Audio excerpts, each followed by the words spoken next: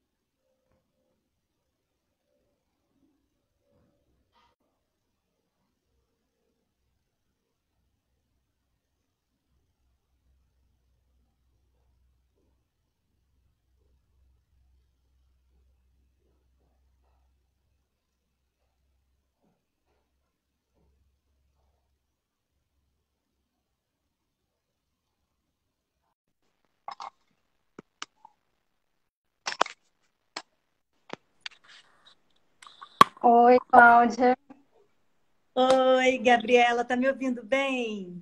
Tô sim, boa tarde. Boa. Desculpa a demora, a gente teve uns probleminhas técnicos aqui, porque eu tenho um problema com tecnologias, alguns probleminhas com tecnologias, mas estamos tentando, mas conseguimos solucionar no final das contas, né? Que Tudo bom, bem com você?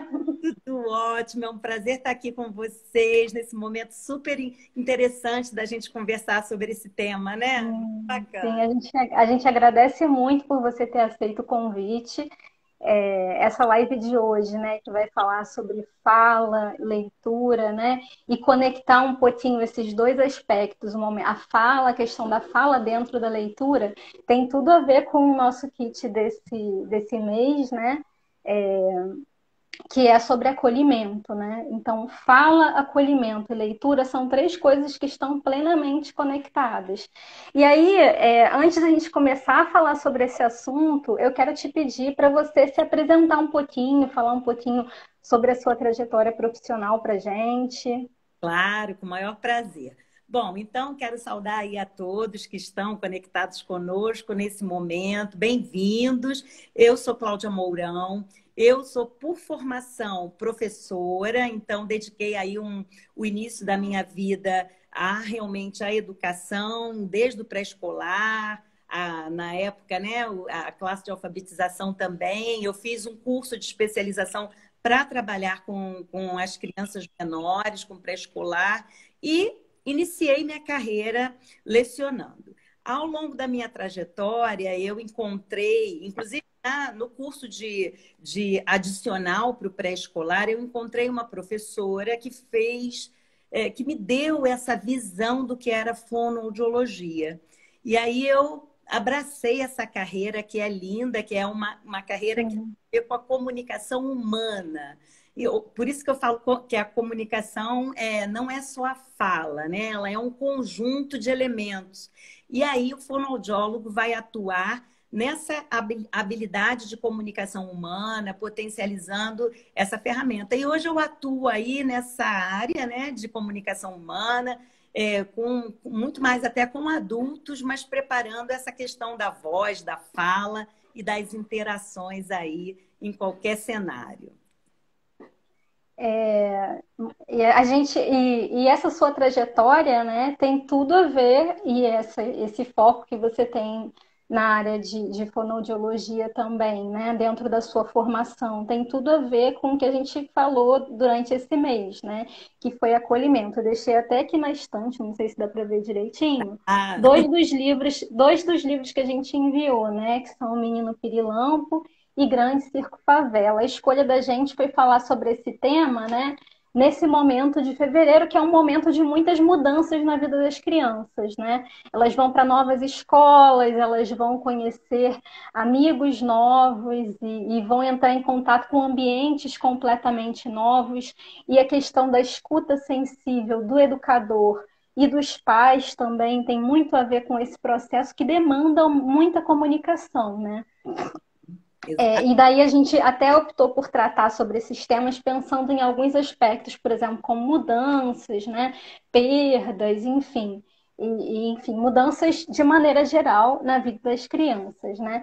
E aí eu queria que você falasse um pouquinho para a gente o que que você entende por acolhimento, né? Dentro dessa perspectiva que você falou para a gente da sua formação. Tá certo. Então, olha assim, eu entendo o acolhimento como algo realmente mais amplo no sentido da palavra. Representa um ato da gente receber o outro com consideração, com hospitalidade, com uma postura aberta, demonstrada por essa escuta que você acabou de significar aí, né? Essa escuta sensível, dando esse espaço sem julgamentos, para que o outro possa sentir que esse ambiente é um ambiente seguro. Então, quando ele vem para um ambiente em que ele se sente acolhido, ele se sente seguro para colocar exatamente as suas vulnerabilidades, porque ele sabe que é um ambiente em que ele está protegido. Então, acho que é um resumo aí do que eu entendo por acolhimento. E quando a gente presta um acolhimento, a gente está, de fato, comunicando isso. Vem, porque aqui você tem um ambiente em que você vai ter respeito, você vai ter realmente uma fala que vai ser compreensiva e que você vai estar num ambiente de confiança estabelecido. Então, seja com criança ou com adulto, acolher é isso, é respeitar e dar carinho, dar amor, trocar, né? Compartilhar. É por aí. E se a gente pensar, né, isso que você falou tem a ver com absolutamente todos os eixos da nossa vida, né? Porque a todo momento a gente precisa acolher e precisa ser acolhido, e isso sempre demanda um olhar de empatia, né? Em relação ao outro e em relação a gente também. E aí, pensando nisso, como que você acha que a ideia de acolhimento se relaciona com o ato de contar histórias, né? Que é uma das coisas que a gente valoriza dentro da sementinha. Nossa, olha, eu acho que está muito em sintonia. O ato de contar histórias, especialmente para crianças, porque você sabe que tem narrativas também de contação de histórias para adultos. Mas falando aqui do nosso público, né, das crianças, a gente possibilita um caminho de expansão. Então, quando a gente conta a história, a gente está mergulhando junto com a criança, estimulando a criança a ampliar o pensamento, a dar asas à criatividade, a capacidade de escutar e dela própria fazer também os processamentos e fazer uma sequência com aquelas informações recebidas, se colocar, porque lembra, ela está acolhida, ela está num lugar de segurança, então ela pode falar, ela está livre para voar na expressão dos pensamentos e dos sentimentos. Então, o que eu percebo é que quando a gente tem uma sintonia ali com a criança que vem e que a gente de fato acolhe, a gente utiliza o veículo, né? O canal que a gente vai utilizar é a leitura, através da contação de histórias. Então, não tem link mais bacana do que você utilizar a sua comunicação para sintonizar com a criança. E às vezes, sabe, Gabriela, a gente fala que os pais, os professores, a gente até vai falar isso mais adiante, mas os pais, os professores, a gente está sempre muito na correria, muito na agitação, ligado no dia a dia. E às vezes a comunicação, quando a gente lê, não dá para ler no automático, sabe? A gente precisa mergulhar junto para possibilitar a entrada nesse mundo que não é só da criança, é nosso também. A gente também viaja ali, né, naquela história, naquele conto, né? Então, nos assuntos, né, que a gente vai ver aí mais adiante também, que assuntos são esses que a gente traz que favorecem esse acolhimento. Então, eu acho que tudo a ver, contação de histórias, fala, né, que a gente vai falar também, e a questão de acolher essa criança para ela se sentir que ela tem um lugar ali, um lugar para ela poder realmente se soltar, liberar a criatividade e fluir, fluir. A contação de história dá inclusive essa possibilidade, né, de você entrar num mundo diferente, você usar os referenciais que você tem, né, para Isso. poder se pensar enquanto uma pessoa criativa também, né? E aí a segunda pergunta tem a ver com a primeira. Como que você percebe essa relação entre contação de história e acolhimento, mas também com a fala nisso tudo? Quer dizer, como é que a fala, o jeito que se fala, aquilo que se fala, entra no momento de uma contação de histórias para uma criança e relacionando isso com acolhimento? Pois é, a gente chega aqui num momento que eu acho que é uma atenção que a gente precisa ter nesse quesito que é a fala. A nossa fala, ela tem alguns elementos que envolvem, né? Então, a gente tem a voz, que também é traduzida aqui na fala, né? Então, vamos lá, rapidamente. Eu respirei, eu inspirei, o ar entrou. Quando eu resolvo falar ou contar uma história ou ler alguma coisa, eu vou colocar esse ar para fora, que vai passar pelas minhas cordas vocais. Serão utilizados aqui os meus órgãos da fala, fonoarticulatórios, para que eu então coloque a história, a informação para fora. Repara que é um processo. Esse processo ele é muito automático, a gente não para pensar nessas etapas que eu acabei de dizer. Então, quando Principalmente com a vida corrida, né? não é? Então, o que acontece? A gente está acelerado, a gente fala muito rápido, vai atropelando, a gente vai lendo, mas a gente não vai falando até assim, sabe? Com uma certa ansiedade, porque a gente quer acabar, mas não é porque a gente não está, é porque a gente tem mil coisas para fazer. Então, a primeira relação que eu vejo ali é essa habilidade de comunicação que a gente tem. Então, se eu me concentro para estar inteiro e inteira no momento em que eu vou fazer a narrativa ou ler a história, e se eu utilizo os recursos da minha comunicação, de voz, de fala, de expressividade, de modulação sonora, isso faz a conexão, que eu chamo de rapport, de confiança, da criança com a gente, ficar cada vez mais conectado.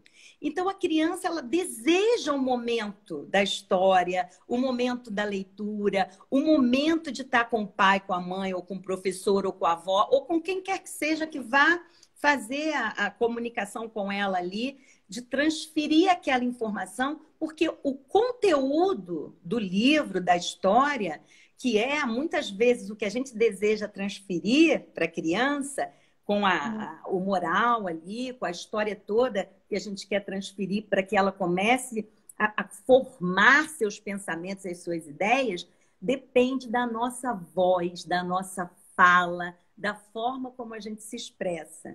Porque nosso cérebro é muito visual. Então, o que acontece? Ele vai formando imagens. Então, a criança, ela quer ver a imagem. Ela quer ver o menino conversando. Ela quer ver o circo lá, né, na favela, lá na historinha da favela. Ela quer visualizar a cena conforme ela vai ouvindo a história.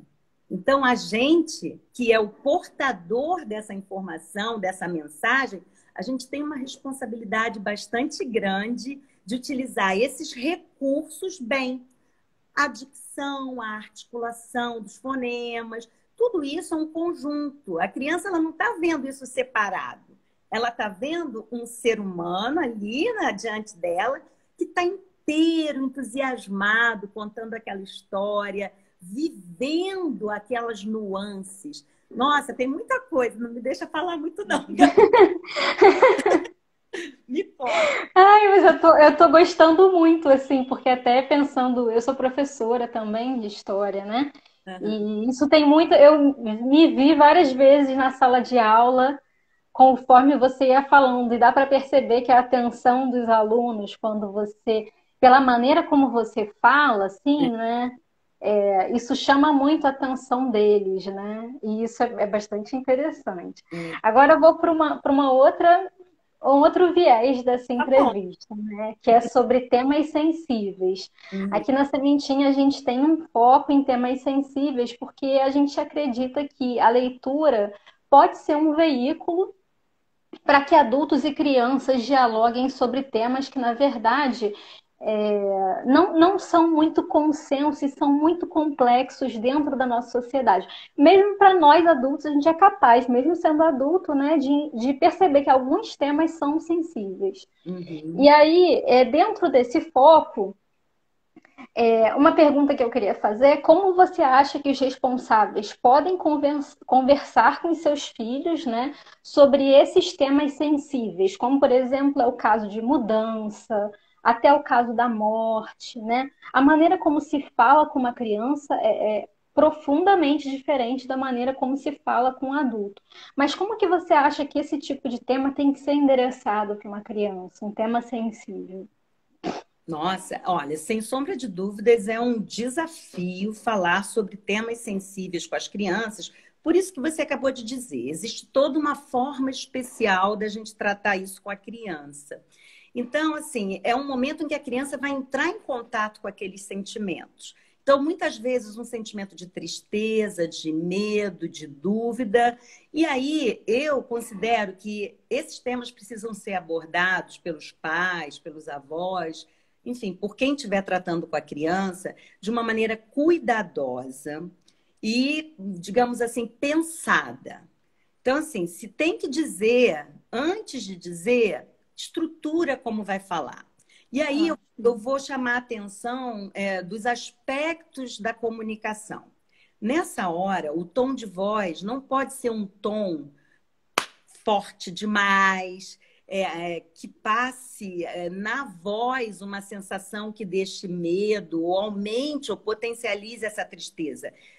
É preciso que a gente respire para trazer o assunto à tona. É preciso que a gente abra um repertório de palavras e crie mesmo, e planeje como é que eu vou ter essa conversa com meu filho, com meu sobrinho, com a pessoa que eu estou orientando, com a criança que eu estou lidando. Qual é o cenário dela? Que tipo de impacto a informação que eu vou trazer vai dar? E em determinado momento que a informação delicada for colocada, esperar a reação da criança, receber, olha o acolhimento aí tão importante, acolher a reação dela sem julgamentos. Se ela quiser chorar, deixa ela chorar.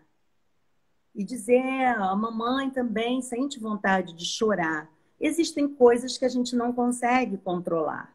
Então, é necessário que a gente simplesmente aceite, as coisas são assim, e tá tudo bem. Dizer para a criança que não tem culpa, né? Não deixar ela ficar se sentindo culpada porque ela está, de alguma forma, trazendo um sentimento que ela não acha que é bom. Por que que isso aconteceu? E aí os pais ou os responsáveis precisam trazer, por isso que eu digo, planejar antes, escolher palavras, cuidar do tom, usar o gesto, usar a expressão facial, mostrar que o pai, a mãe, o professor ou quem está também ali também sente. Não esconder emoção.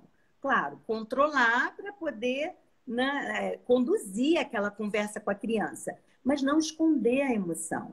E falar dos temas delicados desde a infância é um serviço que a gente presta para as nossas crianças, porque a gente já começa a estruturar nelas a possibilidade delas irem convivendo com assuntos delicados de uma maneira mais resiliente.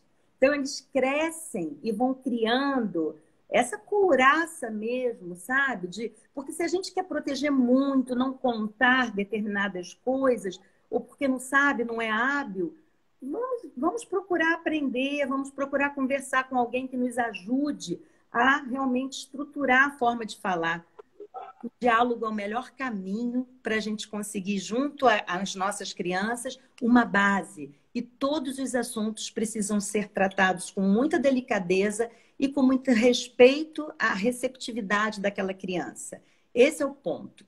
e isso é um caminho também, né? Se a gente for pensar, porque uma criança que, por exemplo, pensando num tema sensível que é tão difícil, né, dentro da nossa sociedade, que é o preconceito. Se uma criança aprende que durante o processo em que ela está entendendo um pouquinho sobre esse tema, ela também está sendo enxergada, isso vai gerar nela também um olhar diferenciado sobre o outro, né?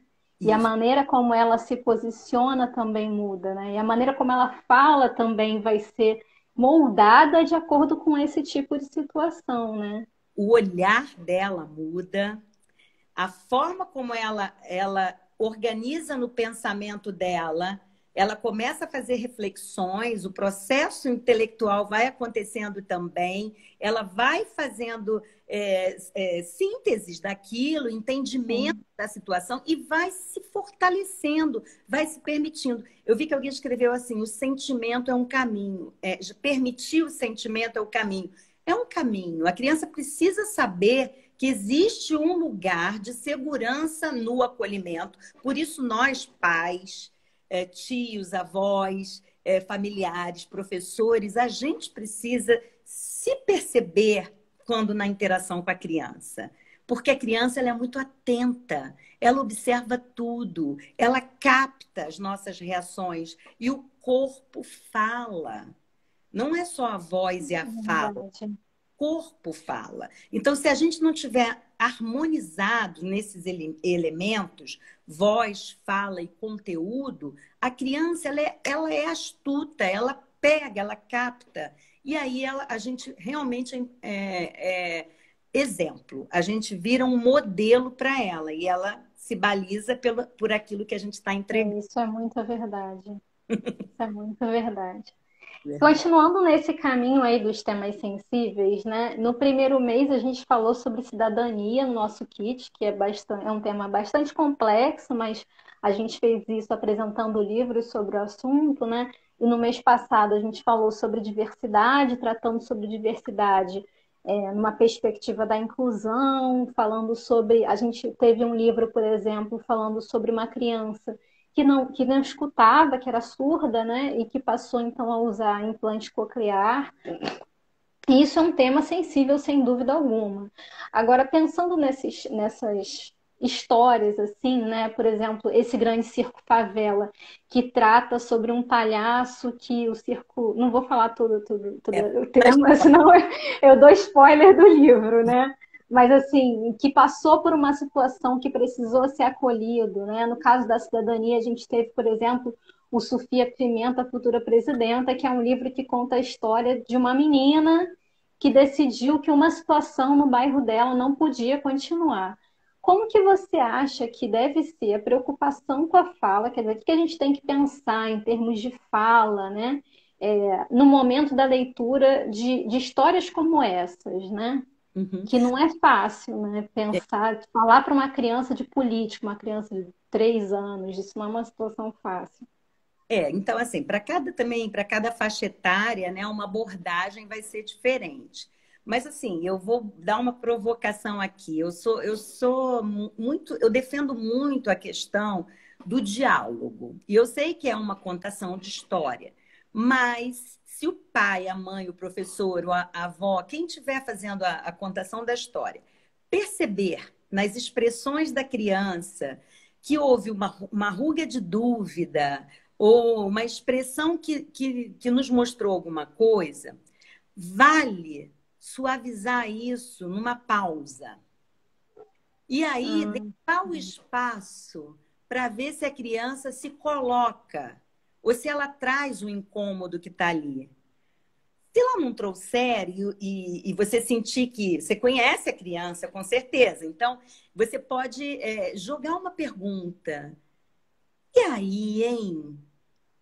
O que essa situação pode trazer? Uhum. Sabe, se for uma criança um pouquinho maior, ela está refletindo, ela vai trazer o que está embaixo ali do iceberg, né? Do que a gente está vendo. Ela vai trazer, Sim, claro. colocar aquilo. Isso vai nos ajudar a seguir o caminho da orientação. Então, o que que eu digo, o que que eu não digo, o que que eu evito. Então, também vem as questões da família mesmo, né? Tipo, às vezes entra a questão da crença, às vezes entra a questão dos posicionamentos familiares. Então, é importante, por exemplo, se a mãe está contando a história para a criança, ter alinhado com os outros familiares, porque a criança fica com aquilo na cabeça e quando termina a história, ela pode falar com o irmão, ela pode falar com a avó, e é importante Uhum. que essa comunicação com os familiares, olha, eu vou contar uma história que vai falar sobre perda, sobre medo, sobre, enfim, preconceito e a Como uma rede mesmo de comunicação, e né? isso, de apoio. Porque se a criança vai na mãe, ali ela tem o ambiente de acolhimento ali e de confiança estabelecido, ou no pai, ou em quem estiver lendo. E depois ela sai dali, ela comenta, porque aquilo fica. Ela comenta com a avó e a avó fala uma coisa muito diferente, ela vai ficar confusa. Então, assim, esse alinhamento cria essa rede de sustentação. Então, são os apoios que você pode ter. É um diálogo que deve acontecer na família para que se possa realmente fomentar essa estrutura que se quer colocar na base educacional da criança. Então, da nossa parte, que é que está contando a história, manter a voz, fazer as pausas, esperar o espaço, dar o espaço para a criança, se ela quiser comentar, e aí fica uma leitura comentada. Nem sempre vai ser possível, mas esse é um caminho que eu acho bastante interessante.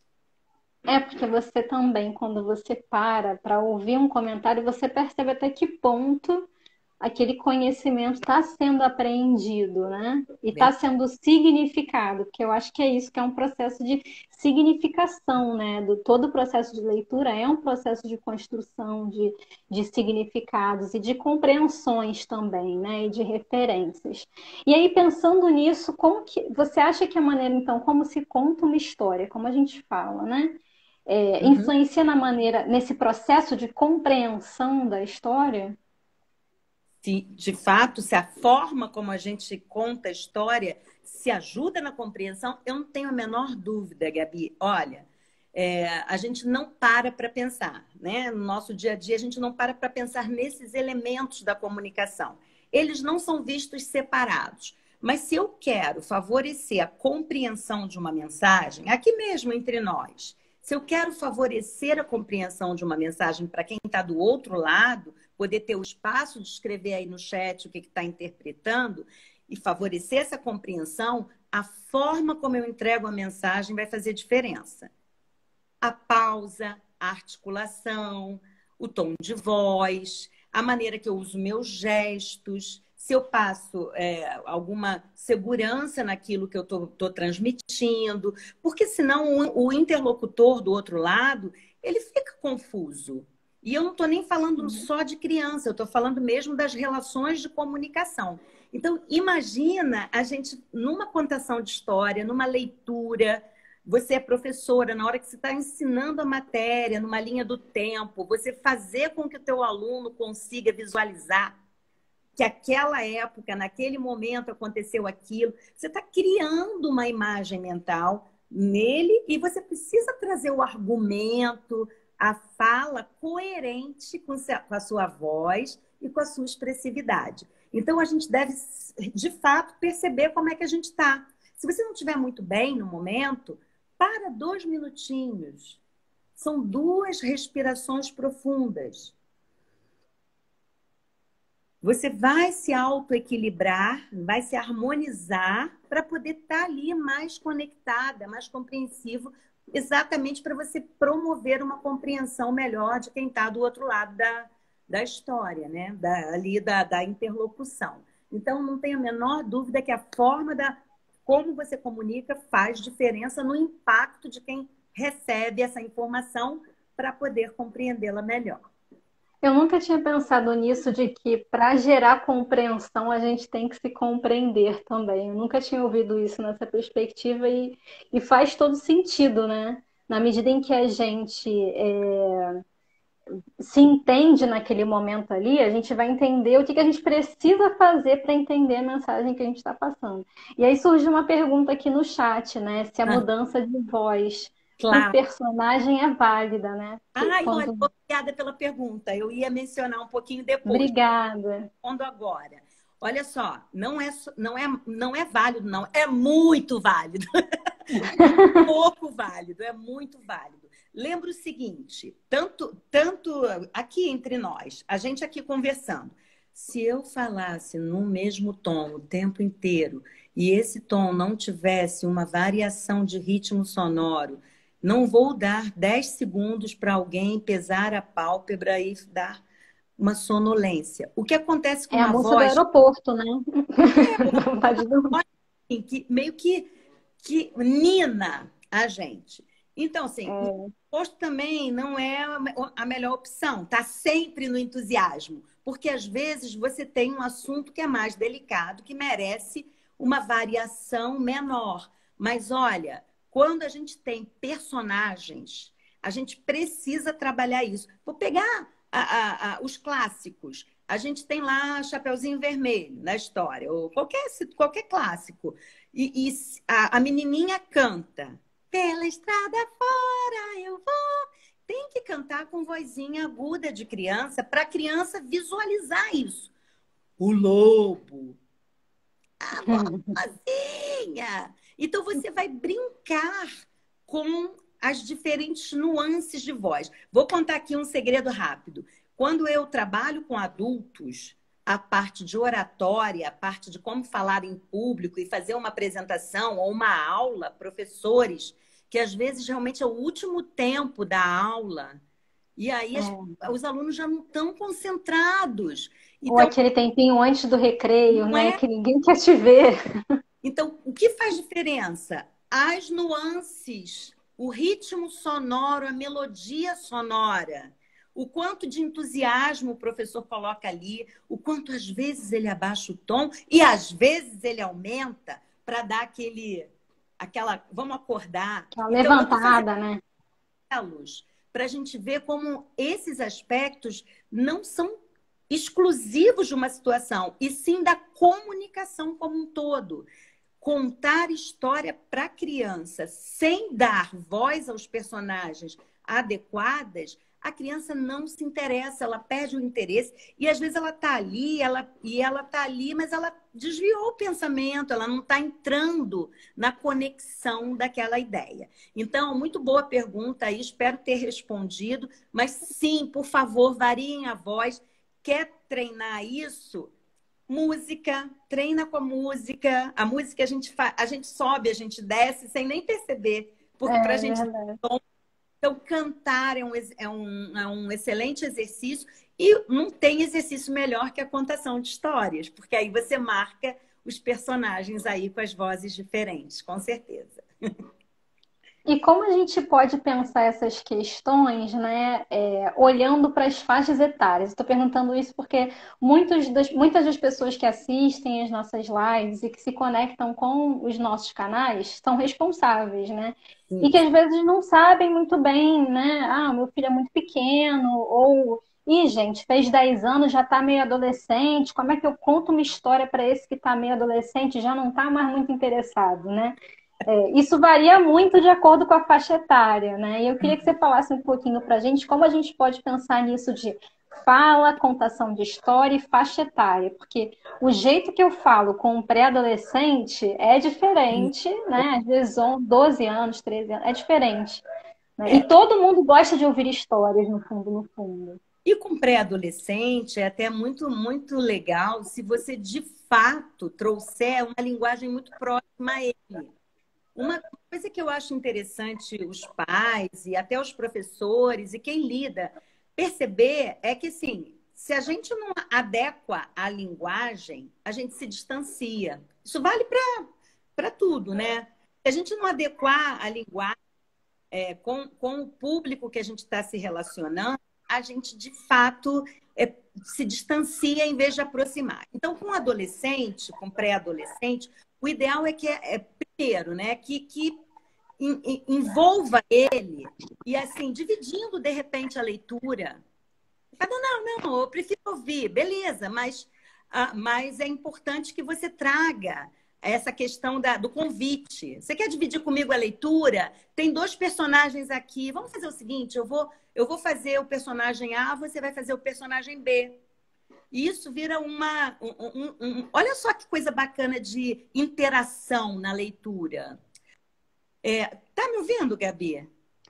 Eu fiquei nessa dúvida. Eu tô vendo que a Nilma tá falando que o som sumiu. Mas, gente, mais alguém não tá conseguindo ouvir a gente na live? Vocês podem acenar aí para ver se tá ouvindo, se Ah, estão ouvindo direitinho? Daniela disse que sim. Às vezes foi uma falha da internet.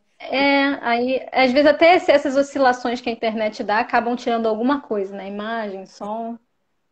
Mas então, essa dica eu acho super interessante. Vai ter pré-adolescente que vai curtir, ler junto, fazer o personagem, trocar de personagem em determinado momento. Terminou a leitura, vai querer ler de novo, porque. E sempre usando a linguagem, usando ali uma questão de interação na linguagem, fazendo uma coisa que é a empatia, se colocando no lugar dele. Tá? E às vezes aquela fase da pré-adolescência, a gente sabe que às vezes é mais difícil. Então, olha, de repente, pede para... Lê esse capítulo aí para mim, eu estou um pouco rouca, sabe? Aí, poxa, tá tão legal a história, lê comigo. Então, assim, o pai, a mãe vai encontrando uma forma de trazer para perto isso e depois falar, pronto, já melhorou, agora lê você, mãe. Ah, tá bom, então agora é minha vez, eu leio. Então, com o pré-adolescente, eu acho que é assim, adequar a linguagem, de repente, lê uma parte, ele lê outra, lê os personagens, ou então fazer mesmo a cada bloco um resumão e dizer assim, o que você entendeu até aqui? Vamos fazer aqui umas anotações. Eu sou muito partidária, Faz umas perguntas, né? essa coisa do professor, né? Eu acho que, de fato, você fazer essa análise, sabe, análise simples, sintetizando aí o que você acabou de ler, o que você me diz? Uhum. Qual foi a ideia central que você tirou aí desse primeiro capítulo? Então, com pré-adolescente, a gente já consegue ir nessa linha. Com crianças muito pequenininhas, eu sempre digo que é muito legal você trabalhar, se for criança lá nos 3 anos, né? Assim, que já está começando a ouvir um barulhinho, uma história, já está colocando os sons, a gente pode ir para o caminho das onomatopeias, né? Que são os sons. Ah, sim. Sons dos. Tem lá uma historinha que tem o barulho do telefone, aí você faz o barulho do telefone lá do para que Claro. Da chuva, né? Tipo isso, cavalo que. isso, por incrível que pareça, a gente fala, eu vou ficar aqui imitando o som. Gente, como é que a criança aprende a falar? Ouvindo. Então, a gente precisa estimular os sons corretos, articulados, foneticamente certos. Eu digo, vamos falar bonitinho com a criança, mas vamos falar corretamente. Então, eu posso articular bem os fonemas, falar bem os fonemas. Então, esse é um ponto. Então, com crianças muito pequenas, trabalhar o corpo, de repente, se é um animalzinho, engatinhar, andar no chão. Entrega. É entrega. Quando você está... Eu digo que a gente precisa ser intenso naquilo que a gente faz. Então, assim, se eu estou contando uma história, se eu estou vivendo aquela história, eu vou dramatizar aquela história também com a criança, porque eu sei que isso vai ajudá-la. Crianças mais tímidas, às vezes, começam a melhorar esse lado, né, da timidez, de se posicionar através de estímulos como esse. E, finalmente, só para fechar esse bloco da faixa etária, as crianças que estão aí no meio do caminho, né? Que estão aprendendo a ler, que estão lá na fase dos 5, dos 6 anos, que também tem uma linguagem toda especial com elas já estão mais atentas aos sons. E você pode marcar essa questão articulatória, marcar por ênfase diferenciada uma palavra mais difícil, que a criança precisa ter, né? Assim, aprender a falar. Uma palavra que, por exemplo, eu sei que o fonoaudiólogo vai ajudar a corrigir fonemas, mas o pai, a mãe, o professor pode estimular sonoramente. Então, onde tiver sílaba travada ali, articular bem, né? E é até o momento de perceber alguma dificuldade também na fala, né? Perfeito. Perfeito. Então, assim, é adequar, é perceber. Primeira coisa que o pai, a mãe, a avó, quem tiver com a criança, é perceber. Perceber o que essa criança está trazendo. Eu só posso acolher aquilo que eu estou percebendo que está chegando. Então, eu preciso receber aquela criança, aquele momento dela. Eu preciso acolher, eu preciso dar um abraço, eu preciso silenciar para ouvir, porque senão eu não consigo escutar atentamente. Então, é a conexão, gente, é o rapport de confiança que se estabelece nas relações. Olha, alguém colocou aí, é entrega. E é exatamente isso, né? É Amei. exatamente isso. Ou você está. Entender isso, que o momento da contação de história é uma entrega, tem muito a ver com essa. E tudo isso que você falou de criar canais, de ter uma fala direcionada, de compreender as diferenças, entender em que momento, em que etapa o outro, né, para quem você está contando a história está. E aí, pensando nessas questões todas ainda, eu vou mudar um pouquinho o eixo, né? A gente estava falando sobre responsáveis, eu vou falar sobre educadores, que é uma parte do nosso público, né? É composta também por educadores. E é uma realidade muito diferente pensar em fala, contação de história para uma criança e para 20, né? Para 20 eu estou botando aqui numa realidade muito boa, né?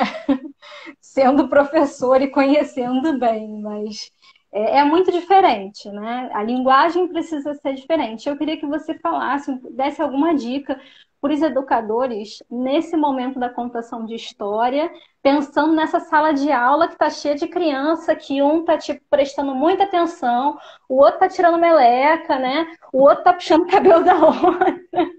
É um universo, né? Olha, tem uma ótima notícia aí para dar, né? Então vamos começar do começo lá, falando do cérebro, né? O que que acontece?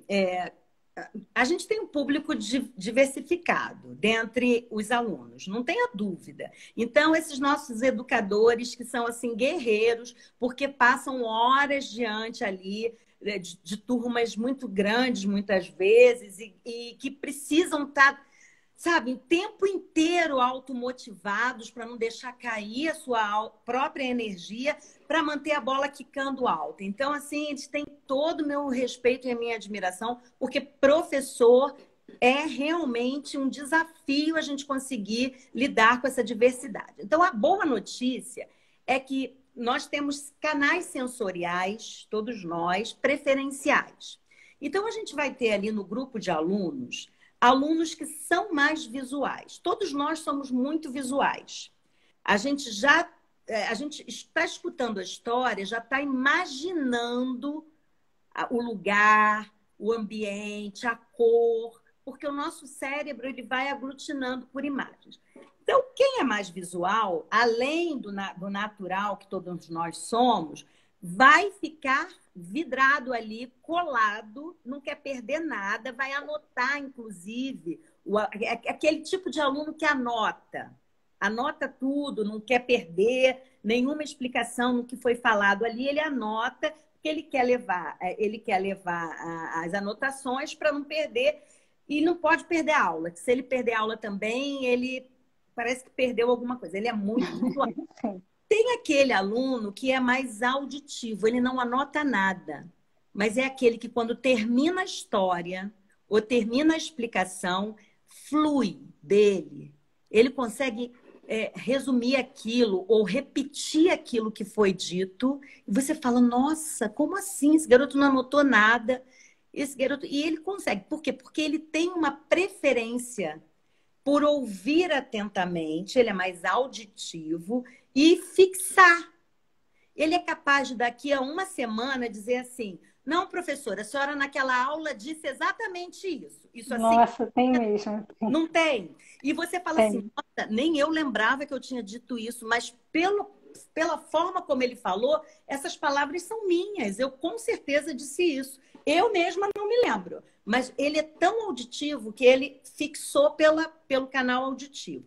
Veja, todos nós passamos por todos esses canais, pelo visual, pelo auditivo e por esse terceiro que eu vou falar agora, que é o sinestésico, que é o das sensações. que se conecta com as sensações. Então, nessa turma de 20, 30, a gente vai ter alguns que são mais visuais, alguns que são mais auditivos, alguns que são mais sinestésicos. E quer dizer, a questão do sinestésico é que se conecta com as sensações, é o do toque, é o que gosta de sentir, que vai falar no meio da história assim: nossa, ela deve estar sentindo muito frio, porque se conecta com a sensação.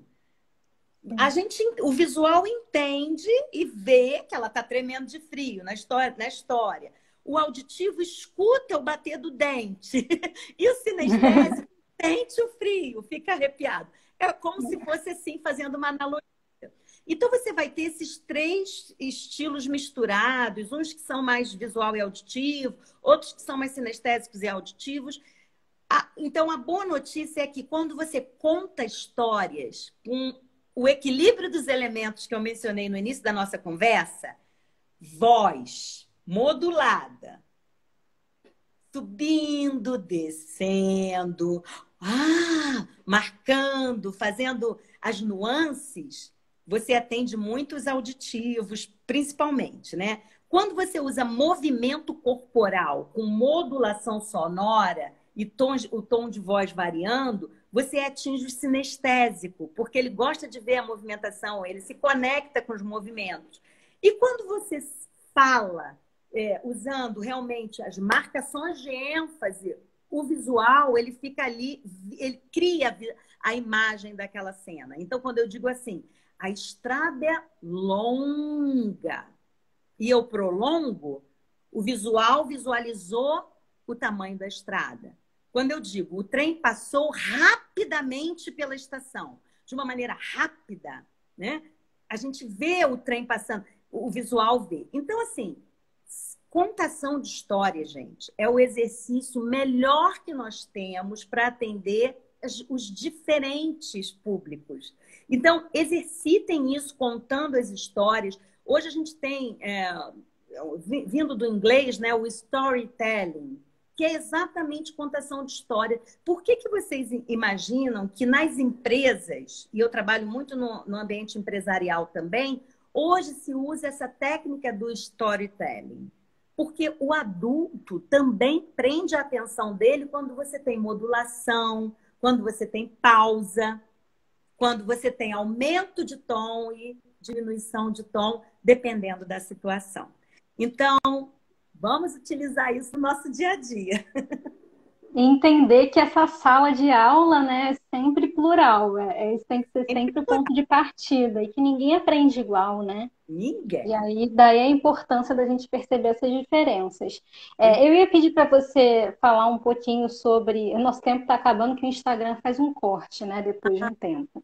Aí eu tô... Mas a gente está super dentro. Faltam 2 perguntas, né? A primeira é sobre ideias que você poderia dar para gente. Que tipo de ideia você daria para educadores? Estou falando da gente porque eu sou educadora também, né? De dinâmicas que a gente pode fazer ou de brincadeiras que a gente possa fazer para construir a ideia de uma fala acolhedora em sala de aula, ou ainda para construir uma fala acolhedora no momento da leitura, para que as crianças também participem disso, né? Exato. E a outra que eu queria, que também se relaciona com essa, né? Uma é das dinâmicas e brincadeiras, a segunda é sobre escuta sensível. Se você podia falar para a gente o que isso significa, como que a escuta sensível se conecta com o momento da contação de histórias. Tá. Então, vamos lá. Deixa eu falar um pouquinho com os educadores agora sobre essa questão, né, de fato trazer aí algumas dinâmicas, alguns exercícios ou alguma prática mais lúdica. Repara que até mesmo o adolescente, ele também não quer mais uma coisa pesada. É claro que ele não quer uma brincadeira que para ele já não seja uma brincadeira, né, da idade dele. Mas quando a gente faz um jogral, por exemplo, quando a gente usa música, uma paródia, né, assim, diante de uma situação em que assim, bom, fez aqui o tema tal. Vamos lá, vamos fazer uma gincana aqui rápida, né? De acordo com o tempo que tiver. Vamos dividir em 2 grupos. Vamos pegar aqui uma base. Claro que o professor vai precisar preparar, né, gente? Assim, esse dever de casa. Mas fazer lá uma base, uma paródia, alguém criar. Gente, ele é uma competição saudável, porque eles não querem, não é quem vai ganhar, mas eles estão trabalhando a criatividade, trabalhando ideias, pegando uma música que eles gostam, aí dá um tempo para um grupo A, o grupo B Ouvindo fazer uns um aos outros trechinho. também, né? Muito legal. E melhor, com o conteúdo que você trabalhou. Então, é uma forma dele resumir e fixar aquele aprendizado através do lúdico. Então, através de música, legal. Se for com crianças menores, a música é uma alternativa, mas existem outros atributos, por exemplo, fantoches, dos dedinhos mesmo. Gente, a criança ela vai embora na imaginação, ela entra. A coisa mais linda que tem é isso, é essa espontaneidade, essa verdade, essa coisa natural que vem dela. Então, trazer ali os fantoches, brincar ali com quem quiser. Uma outra opção é, de fato, ao final da história, ou ao terminar, em 10 minutinhos depois, pedir para fazer um desenho que represente a história. Sabe? A arte, estimular que ela coloque ali, através da pintura, através do desenho. Olha, tem muita coisa que dá para fazer, mas assim, esse é um caminho bacana, utilizando esses recursos mais lúdicos. E eu não quero deixar de responder a pergunta, né, que você fez da escuta atenta, da escuta empática e da escuta sensível. Uma das habilidades principais da comunicação é a escuta. E a gente não dá valor a isso. Mas não é porque a gente não quer, né? De novo, porque a gente está num mundo conturbado e a gente acaba não ouvindo os sinais. E olha, eu não estou falando só ouvir som, o que foi dito. Ouvir o silêncio também é importante. Ouvir o momento de quietude e respeitar esse momento da criança ou do adolescente, do pré-adolescente, é importante. Perguntar, você quer falar alguma coisa? Eu tô aqui. Não, eu estava aqui distraído, professora. Eu estava aqui. Me fala então aí, por onde andou esse pensamento? Né? Conta aqui pra gente, compartilha. Aí, alguém quer falar? E aí alguém vai falar. Então, assim, cabe a nós, educadores, trabalharmos essa capacidade perceptiva que começa pela escuta sensível mesmo.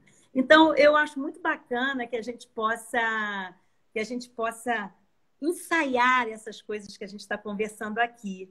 E sabe qual é o melhor ambiente para isso? É nosso lar. É onde a gente vive. Porque a gente não tem muita paciência, às vezes. Às vezes a gente já está ali também com muita coisa para fazer. 3 ou 2 respirações, concentra, pega um livro, vai ler. Olha, escuta o saber ouvir, minha querida Ana Paula, o saber ouvir, fonoaudióloga também está aqui nos prestigiando. É? Porque é muito importante a gente trabalhar essa escuta que não é fácil. Já tinha aí um ditado do Rubem Alves que dizia que existem muitos cursos de oratória, mas não existe curso de escutatória. Ninguém acha ninguém acha que É verdade. e as pessoas acham que precisa aprender a falar, mas ninguém acha que precisa aprender a ouvir. E ouvir num mundo conturbado que a gente está, nossa, é um recurso hoje raríssimo. Então, vamos praticar em silêncio. É um saber precioso, né? E isso é a sensibilidade que o professor, o educador, precisa ter no momento em que só tem ruído. É ruído de criança falando, de adolescente falando. Então, o professor também, às vezes, precisa desse silêncio. Então, no momento em que ele diz assim, gente, vamos aquietar um pouquinho? Vamos fazer aqui uma atividade de ficar 30 segundos atentos à nossa respiração? você vai ver que baixa o tom de voz, porque a gente tem os jovens hoje também com muito problema vocal mesmo, cordas vocais, de rouquidão, e tal, por conta disso. É um querendo falar mais alto que o outro, que não se escuta. Então, desafio para a gente aí, trabalhar a escuta durante a leitura, perceber, né? Aí vem a questão da escuta sensível e da percepção. Perceber as reações da criança ou do pré-adolescente durante aquela história. O corpo está balançando muito? Ele está agitado demais? O que está criando esse incômodo nele? Se ele tem o estabelecimento do rapport de confiança ali, com o professor ou com quem está lendo, ou com quem está ali no diálogo com ele, ele vai poder ter o espaço dele para colocar na mesa, se ele sentir que você escuta. Isso, gente, não é só para isso, é para a nossa vida. Que a gente possa levar aí esse treino da escuta para a vida. Ai, Cláudia, eu adorei a live, adorei de verdade. Eu sou Amei. suspeita de comunicação. Tá certo. Amei. Aprendi demais, aprendi pensando na empresa também, né? E como educadora, com todas essas dicas que você deu. E aí eu quero muito agradecer a sua participação, a Sementinha, eu e todo mundo da Sementinha, né? A gente ficou muito feliz quando você aceitou o nosso convite e quando você pôde participar. Acho que também responsáveis educadores conseguiram aprender muito a partir da sua fala, né? Queria saber se você quer deixar alguma mensagem, algum recado para o pessoal que está assistindo. E eu agradeço muito a todo mundo que esteve com a gente aqui assistindo. Eu que agradeço, Gabriela. Olha, foi incrível poder trabalhar com a Sementinha. Vocês todas são maravilhosas, têm uma proposta pedagógica sensacional e é verdade. Eu sou educadora também, eu também fonoaudióloga. A seleção dos livros que vocês fazem são assim totalmente aderentes, dialogam com o momento, com o tema. Vocês são cuidadosas nisso, então eu agradeço por poder estar aqui colaborando com vocês. Minhas dicas finais, gente: contem histórias, façam leitura. Isso é um exercício de aprendizado para a base da fala. Quem tem filho pequeno em casa, que está aqui nos ouvindo, pratique mais a leitura, leia mais. Faça com que a criança, de fato, se interesse genuinamente por aquelas histórias, por querer gostar da leitura. Ela vai precisar disso quando ela for evoluindo, né, na vida. A leitura é a base para uma boa fala. Então, contar a história, primeiro passo. Segundo passo, use os elementos da comunicação. Tom de voz, respiração para você ter ar, modulação, ritmo sonoro, para ser uma leitura agradável a quem está te ouvindo. Usa isso na fala do dia a dia. Treina em casa, com o marido, com a esposa, com a mãe, com o pai. Faz pausa, não atropela na fala, não, porque senão ninguém te escuta direito. Faz pausa, articula, usa isso no seu dia a dia. E assim, com certeza você lá na frente vai dizer assim, nossa, não é que isso funciona mesmo? Pratica a escuta seletiva, sinceramente, joga fora algumas coisas que te levam para o julgamento, sensível para que você possa, de fato, adaptar essa escuta e estruturar o que você vai dizer em seguida e procura um repertório de palavras que dialogue com aquele teu público no momento. Espero que eu tenha colaborado. E Nossa, imensamente. Oportunidade. Obrigada aí, a Dani, que está colocando. Aqui vai passando aqui, eu vou lendo algumas coisas. Então, muito obrigada, viu, aí, pela oportunidade de estar aqui. A gente te agradece, Cláudia. Aí com vocês. Tá bom, muito obrigada, viu? Como a Raquel falou, eu repito aqui, as portas da Sementinha estão sempre abertas para você, Que bom. por tudo que você tem feito pela gente, viu? Muito obrigada. Que bom. Olha, recebam aí o meu abraço carinhoso. Todos vocês que estão assistindo a nossa live. E fica aí uma próxima oportunidade. Quem sabe a gente volte aí com algum outro tema aí correlato que eu possa estar junto novamente, tá? Tá bom, obrigada. Gente, vou encerrar a live por aqui. Muito obrigada por quem participou. A participação de vocês é muito importante para a gente. A gente espera ter contribuído um pouquinho, né? Pelo menos um pouquinho. E a gente deseja um bom fim de semana para todo mundo. Um abraço, gente. Tchau, Até tchau, mais, Cláudia. gente. Obrigada.